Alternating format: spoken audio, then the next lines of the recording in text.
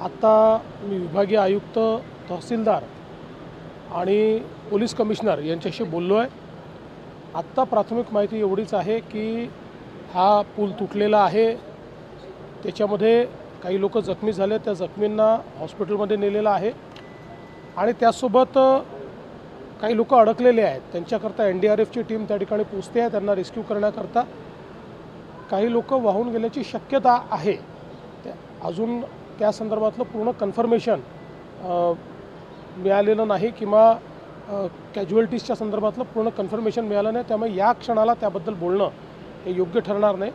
पूर्ण माहिती याची मिळाल्यानंतर याच्यावर आपल्याला माहिती देता येईल। आत्ता प्रशासन तातडीनं सगळी मोबिलायझेशन करून आणि लोकांना कसा दिलासा देता येईल अशा प्रकारचा प्रयत्न चालले। आत्ता मी विभागीय आयुक्त, तहसीलदार आणि पोलीस कमिशनर यांच्याशी बोललो आहे।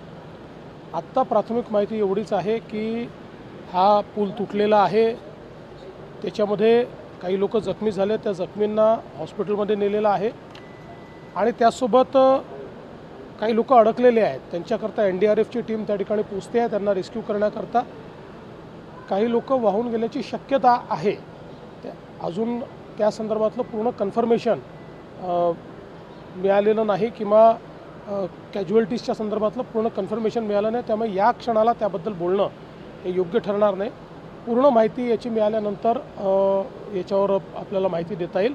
आत्ता प्रशासन तातडीनं सगळी मोबिलायझेशन करून आणि लोकांना कसा दिलासा देता येईल अशा प्रकारचा प्रयत्न चाललेला आहे। लेटेस्ट अपडेट्स और ताजा तरीन खबरों के लिए TV1 इंडिया लाइव को सब्सक्राइब कीजिए और नोटिफिकेशन पाने के लिए बेल आइकॉन को दबाना मत भूलिए।